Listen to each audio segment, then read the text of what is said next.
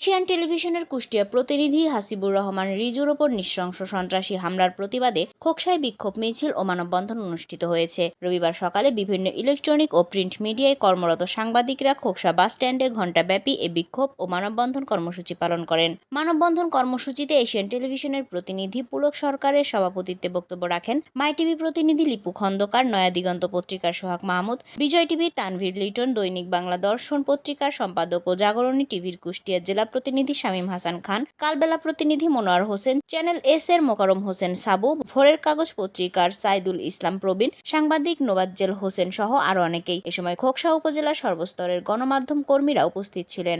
রিজু ভাইয়ের উপরে হামলার তীব্র প্রতিবাদ নিন্দা জানাচ্ছি এবং অচিরেই আমরা আসামিদের গ্রেপ্তারের দাবি জানাচ্ছি। গ্রেপ্তার না হলে আমরা বিভিন্ন ধরনের কর্মসূচি দিব। আমাদেরও জীবন আছে, আমাদেরও সংসার আছে, আমাদেরও পরিবার আছে।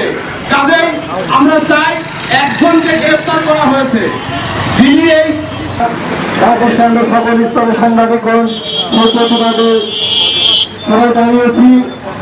আমাদের গণমাধ্যমের প্রকাশ করি, কিন্তু আসলে আমি এত কষ্ট করি, এত পরিশ্রম করি।